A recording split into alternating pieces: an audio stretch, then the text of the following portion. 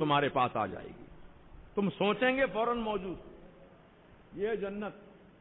اس لیے جنت کے لیے تمنا کرو کہ اللہ پاک ہمیں جنتی بنائے، جنت میں داخلہ عطا فرمائے، جنت نصیب کرے۔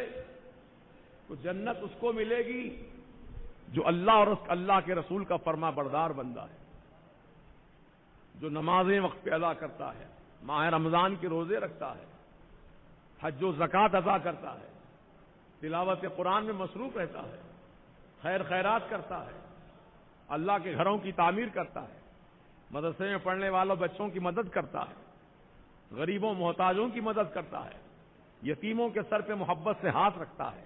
کہ جتنی نیک عمل ہیں اللہ پاک جنت ایسے نیکوکاروں کے لیے ہی بنا رکھا ہے۔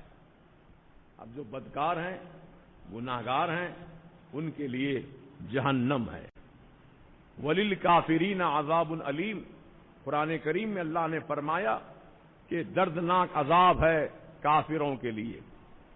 کافر وہی نہیں ہے جو مندر میں جا کے گھنٹہ مارے، بت کے سامنے سجدہ کرے، وہی کافر نہیں ہے، بلکہ وہ کافر ہے جو نبی کی تعظیم نہ کرے، جو حضور کی تعظیم نہ کرے اور انکار کرے، وہ بھی کافر ہے۔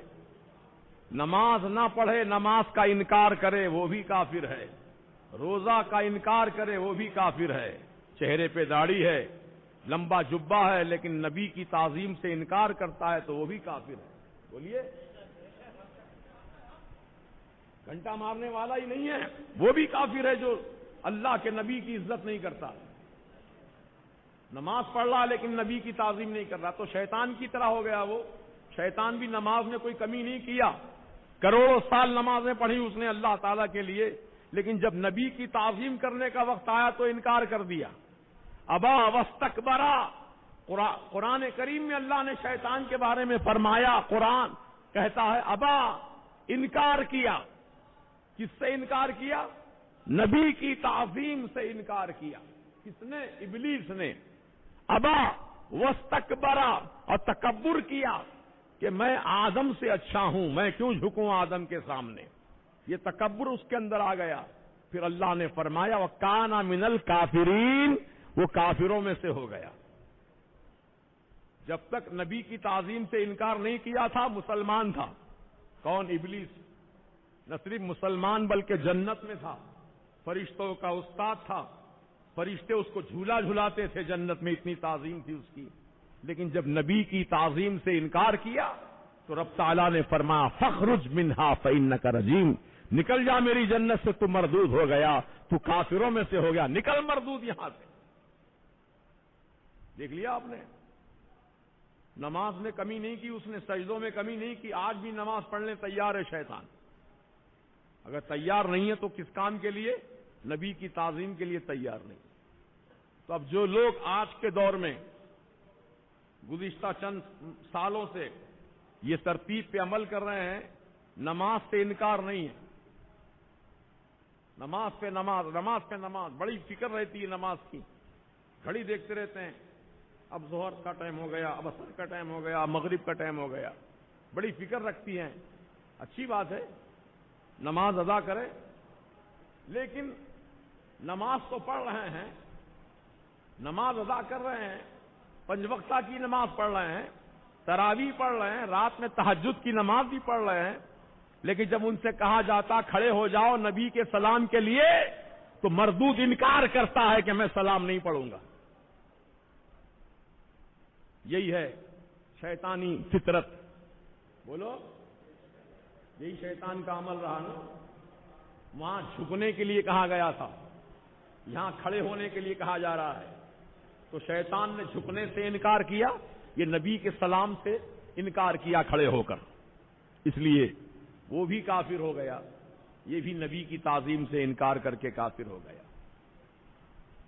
گزشتہ جمعہ میں ایک نوجوان، میں تو دیکھا نہیں، بعد میں پتا چلا مجھے، ادھر سلام ہو رہا ہے، ہمارے حافظ اکرم صاحب سلام پڑھ رہے ہیں بڑے اچھے انداز میں، اور وہ قرآن شریف پڑھتے بیٹھا ہے، تو کچھ نوجوان بچے نے اس سے کہا کہ بھائی سلام ہو رہا ہے، کھڑے ہو جائیے، بعد میں پڑھ لیجئے قرآن شریف۔ تو کہا نہیں، میں پہلے قرآن پڑھوں گا. کہا یہ مسجد اہل سنت و جماعت کی ہے، وہ باہر بورڈ لگا ہوا ہے، یہاں غیر سنی کو آنا منع ہے. یعنی وہابی، دیوبندی، تبلیغی، مودودی، اہل حدیث، قادیانی، رافضی، ان کو آنا مسجد میں منع ہے، بورڈ لگا ہوا ہے. تو بولے میں ہاں پڑھ لوں گا بعد میں. وہ اٹھا نہیں مگر انکار کیا، سلام سے انکار کیا. یہ ہے طریقہ ان کا. اب بتانے کو کیا بتا رہا ہے وہ، میں قرآن پڑھ رہا ہوں. اب لوگوں سے پوچھیں گا، اگر بحث کریں گے تو لوگ پوچھیں گے کہ بھائی قرآن پڑھنا افضل ہے کہ سلام پڑھنا افضل ہے. میں کہوں گا کہ اس وقت سلام پڑھنا افضل ہے، بعد میں قرآن پڑھنا افضل ہے. جو وقت میں جو کام کرنا ہے وہ افضل ہے. جیسے کہ قربانی کے 3 دن ہیں، تو قربانی کے 3 دنوں میں قربانی دینا افضل ہے. اب آج آپ قربانی دینا چاہیں گے، بقرعید کی قربانی آج کے دن دینا چاہیں گے تو افضل نہیں ہے. فضیلت وہ 3 دنوں میں حاصل ہے. تو جس وقت میں جو کام کرنا افضل ہے وہ کام اسی وقت میں کرنا چاہیے. سلام پڑھنے کا وقت ہے تو سلام ہی پڑھو، قرآن پڑھنے کا وقت ہے تو قرآن پڑھو. اب منع نہیں کرتے قرآن پڑھنے سے، لیکن دلوں کا شور ظاہر ہوتا ہے. کہتے ہیں کہ ہم قرآن پڑھیں گے، سلام نہیں پڑھیں گے. ارے اسی قرآن میں لکھا ہوا ہے بندے، تو جو قرآن پڑھ رہا ہے نا، اسی قرآن میں سلام پڑھنے کا بھی حکم لکھا ہوا ہے. اللہ تعالیٰ فرماتا ان اللہ وملائکتہ یصلون علی النبی یا ایھا الذین آمنوا صلوا علیہ وسلموا تسلیما. کیا یہ 22ویں پارے کی آیت نہیں ہے؟ کیا تم انکار کرو گے اس آیت کا؟ اللہ تعالیٰ فرماتا ہے بے شک اللہ تعالیٰ اور اس کے فرشتے نبی پر درود بھیجتے ہیں اور بھیجتے رہیں گے. بھیج رہے ہیں اور بھیجتے رہیں گے. کب تک بھیجیں گے؟ کوئی لمٹ نہیں بتائی، ہمیشہ بھیجتے رہیں گے. اللہ ہمیشہ باقی ہے، درود بھی ہمیشہ باقی ہے. ایک وقت ایسا آئے گا اللہ تعالیٰ کا ذکر موقوف ہو جائے گا، لیکن نبی کا ذکر موقوف نہیں ہوگا. کیوں؟ اس لیے کہ نبی کا ذکر کرنے والا خود اللہ تعالیٰ ہے. جب اللہ ہمیشہ باقی رہنے والا تو نبی کا ذکر بھی ہمیشہ ہونے والا ہے. تو بہرحال نبی کی شان میں، نبی کی عزت میں ہم کھڑے ہو کر یا نبی سلام علیکہ، یا شفیع الورا سلام علیک، یا مصطفیٰ جان رحمت پہ لاکھوں سلام، جو بھی سلام کا طریقہ ہے ہم اسی طریقے کے مطابق سلام پیش کرتے ہیں. اور انشاءاللہ جو دنیا میں نبی کو سلام کرتے ہیں، مرنے کے بعد قبر میں بھی ان کو نبی کو سلام کرنے کا موقع ملے گا. حشر کے میدان میں بھی سلام کرنے کا موقع ملے گا. اور جو دنیا میں نبی کو سلام کرنے سے انکار کرتے ہیں، نہ قبر میں سلام کرنے کا موقع ملے گا، نہ حشر کے میدان میں. ہاں قرآن اٹھائیے، 27واں پارہ، سورہ واقعہ، اس کی آخری آیتوں میں اللہ تعالیٰ نے ارشاد فرمایا وَسَلَامٌ لَكَ مِنْ أَصْحَابِ الْيَمِينِ. سیدھے ہاتھ والوں کی طرف سے سلام ہو. یہ آیت ہے قرآن کی. سیدھے ہاتھ والے کیا مراد ہے؟ اس کی تفسیر میں لکھا ہے کہ حشر کے میدان میں 2 قسم کی صفیں ہوں گی، ایک سیدھے ہاتھ والوں کی، ایک بائیں ہاتھ والوں کی. سیدھے ہاتھ والے جو ہوں گے ان کے سیدھے ہاتھ میں نامہ اعمال دیا جائے گا، سمجھ رہے ہیں؟ اور بائیں ہاتھ والے، ان کے بائیں ہاتھ میں نامہ اعمال دیا جائے گا، یہ لیفٹ ہینڈ میں. تو سیدھے ہاتھ والے جنتی لوگ ہوں گے اور بائیں ہاتھ والے جہنمی لوگ ہوں گے. یہ سب فیصلہ قرآن میں ہو چکا ہے. اصحاب شمال کہتے ہیں، ان کو اصحاب یمین کہتے ہیں. جب نبی پاک جب صفیں بن جائیں گی سیدھے ہاتھ والوں کی، بائیں ہاتھ والوں کی، تو حضور کی آمد ہوں گی. حشر کے میدان میں سرکار کی تشریف آوری ہوگی، تو سیدھے ہاتھ والے جتنے لوگ ہوں گے وہ نبی پاک کو محشر کے میدان میں آتا ہوا دیکھ کر کہیں گے فَسَلَامٌ لَكَ مِنْ أَصْحَابِ الْيَمِينِ. سیدھے ہاتھ والوں کی طرف سے اے پیارے مصطفیٰ آپ کو سلام ہو. بائیں ہاتھ والے نبی کو آتا ہوا دیکھیں گے لیکن سلام نہیں کر سکیں گے، سلام نہیں کریں گے بائیں ہاتھ والے.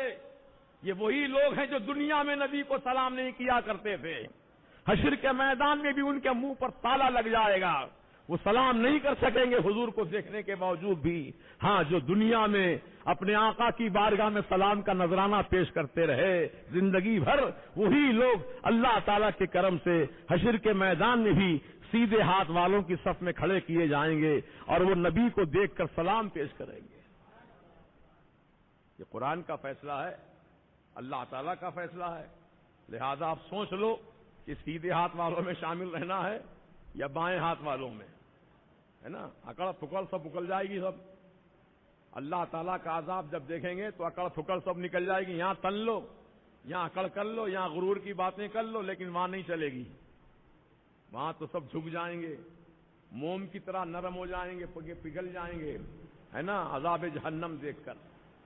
ہاں، یہاں تو سینہ چوڑا کر کے بولتا میں نہیں پڑھتا سلام، جاؤ کیا کر لیتے کر لو۔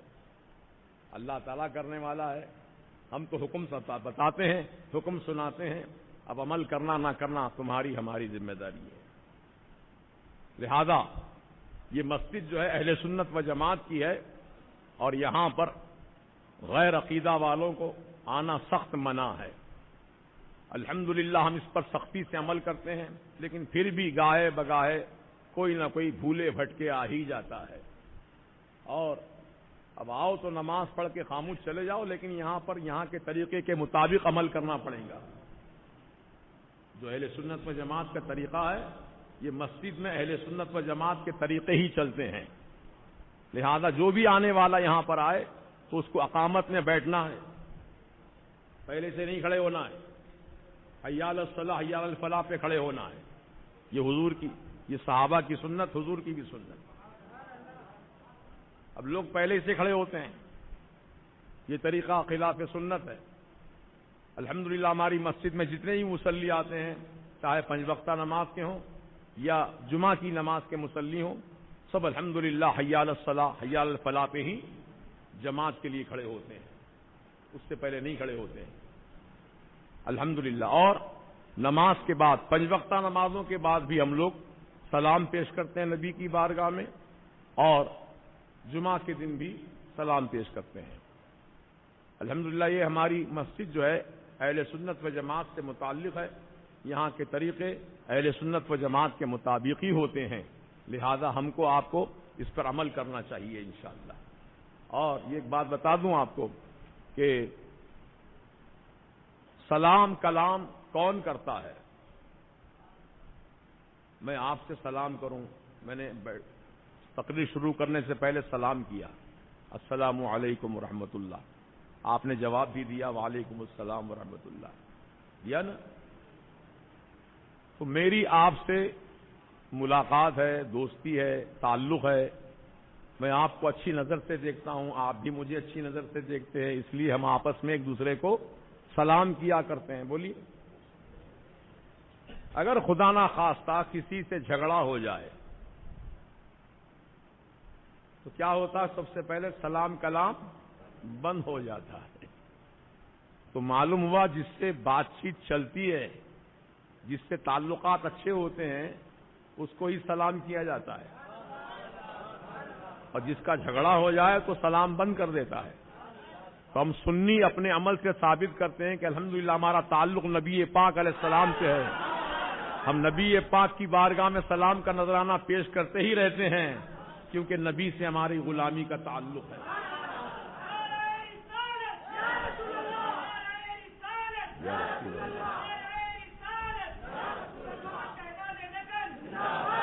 یہ تو محبت کی بات ہے۔ اب جن کے دلوں میں دشمنی ہے حضور کی، وہ کیوں سلام کریں گے؟ سلام تو وہ کرتا جس سے محبت ہو، یا محبت تو ان کے سینے خالی ہیں، اس لیے سلام بھی نہیں کرتے۔ الحمدللہ ہم سنیوں کے سینے محبت رسول سے آباد ہیں، اللہ سے دعا ہے کہ ہمارے سینے محبت رسول میں اور مزید اضافہ ہو جائے، اور ہر پل ترقی ہو، ہر لمحہ ترقی ہو، اور اپنے آقا و مولا کی بارگاہ میں سلام پیش کریں۔ دیکھو قرآن 23واں پارہ ہے، سورہ صافات، اس کی آخری آیتیں پڑھیے۔ سبحانہ ذی العزتی ربک سبحان ربک، پوری آیت پڑھو. ہاں، سبحان ربک رب العزت عما یصفون وسلام علی المرسلین والحمد للہ رب العالمین. پہلے اللہ تعالیٰ کی پاکی، سبحانہ، اللہ پاک ہے، عزت والا ہے، وہ سارے جہان کا رب ہے، اس کی تعریف کرو. تو تعریف کرنا، الحمدللہ کہنا، سبحان اللہ کہنا، یہ بندے کی ذمہ داری ہے. کس کے لیے؟ اللہ کے لیے. سبحان اللہ، اللہ پاک ہے. الحمدللہ، تمام تعریفیں اللہ تعالیٰ کے لیے. تو تعریف اللہ کی اور سلام نبی پر. وسلام علی المرسلین، سلام ہو رسولوں پر. اللہ تعالیٰ نے قرآن میں فیصلہ فرما دیا کہ تعریف اللہ کے لیے ہے، سلام رسولوں کے لیے ہے. تو الحمدللہ ہم سنی اللہ کی تعریف بھی کرتے ہیں، رسول کی بارگاہ میں سلام بھی پیش کرتے ہیں. جو قرآن کے فیصلے ہیں، اب اس سے کوئی انکار کرتا ہے تو اس کی مرضی کی بات ہے. اللہ تعالیٰ توفیق دے، سمجھنے کی طاقت دے، اور قرآنی آیات پر عمل کرنے کی توفیق رفیق عطا فرمائے. تو بات چل رہی تھی میری رمضان کے روزوں سے متعلق کہ ماہ رمضان میں روزہ فرض کر دیا گیا، اور انشاءاللہ ماہ رمضان کی فضیلت اور اس کے احکامات، جو مسائل فضائل ہیں، وقتاً فوقتاً ہر جمعہ کو بیان کیے جائیں گے. تو آج کا جو مسئلہ ہے وہ ہے رؤیت ہلال کا، چاند دیکھنا رمضان کا. یہ ہم پر لازم ہے، تلاش کریں آسمان پر. کب؟ شام کے وقت میں، یعنی مغرب سے پہلے یا مغرب کے فوراً بعد رمضان کا چاند تلاش کریں. تو چاند اگر نظر آ جائے تو اللہ کی بارگاہ میں دعا کر لیں کہ مالک، یہ چاند جو رمضان کا نظر آیا ہے، اس ماہ رمضان کے چاند کے چمکنے کی خوشی میں مولا ہم پر رحمتیں برکتیں نازل فرما، ہم کو روزہ رکھنے کی طاقت و صلاحیت عطا فرما. یہ اس طرح دعا کر لیں انشاءاللہ. اور بھی مسنون دعائیں ہیں چاند دیکھ کر کرنے کی. جو دعائیں یاد ہیں وہ دعائیں کر لے سکتے ہیں آپ.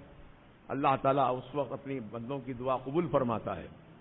اور رمضان کی مبارکباد دیجیے، کیونکہ وہ بھی ایک طریقہ ہے کہ جو مسلمان ایک مسلمان بھائی کو رمضان کے آنے کی خوشی میں مبارکباد پیش کرے، اللہ تعالیٰ اس کو جہنم کی آگ سے آزادی عطا فرماتا ہے. سمجھ رہے؟ دیکھیے آپ، رمضان کا چاند دیکھتے ہی سلسلہ شروع ہو گیا رحمتوں کا، مغفرتوں کا. اللہ اللہ. تو مبارکباد دیجیے. جیسے کوئی کامیاب ہو جاتا ہے کسی مقصد میں تو مبارک پیش کرتے ہیں، کسی کے گھر بچہ پیدا ہوتا ہے تو مبارکباد دیتے ہیں، شادی ہوتی ہے تو مبارکباد دیتے ہیں. کہ ان سب خوشیوں سے بڑھ کر خوشی ہے رمضان کا آنا. ماہ رمضان کا آنا ہمارے لیے ان سب خوشیوں سے بڑھ کر خوشی ہے، کیونکہ یہ اللہ تعالیٰ کا مہمان مہینہ ہے. اور جو اس مہمان مہینے کی عزت کرتے ہیں، تعظیم کرتے ہیں، اور اس مہینے میں روزہ رکھ کر تراویح کا اہتمام کر کے جو اللہ کو راضی کرتے ہیں، ان کے لیے بڑے ثواب اور اجر کی خوشخبریاں سنائی گئی ہیں. اللہ تعالیٰ توفیق دے. اگر آپ سب میں سے سب دیکھیے، چاند تلاش کیجئے. اگر کسی کو چاند نظر آ جائے تو آپ مرکز اہل سنت کے ٹیلی فون پر آپ جو ہے، یا کسی کی فون پر، ذمہ داروں کے فون پر اطلاع دیجئے. پھر آپ کے پاس ہمارے نمائندے پہنچیں گے، آپ سے شرعی شہادت حاصل کریں گے. اگر آپ قریب رہتے ہیں تو آپ خود یہاں چلے آئیے، آپ گواہی دے دیجئے. آپ کی گواہی کی بنیاد پر انشاءاللہ چاند کا اعلان کیا جائے گا. کم از کم 2 مسلمان کا دیکھنا ضروری ہے نا. ایک مسلمان بھی اگر دیکھ لے، اس کی گواہی اگر متشرع ہے تو اس کی ایک گواہی بھی قبول کی جا سکتی ہے روزوں کے لیے. مگر عید کے لیے کم از کم 2 دیکھنا ضروری ہے. ذمہ داری کا مسئلہ ہے.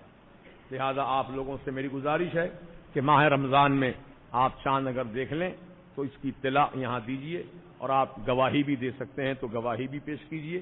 انشاءاللہ پھر اعلان باضابطہ طور پہ کیا جائے گا.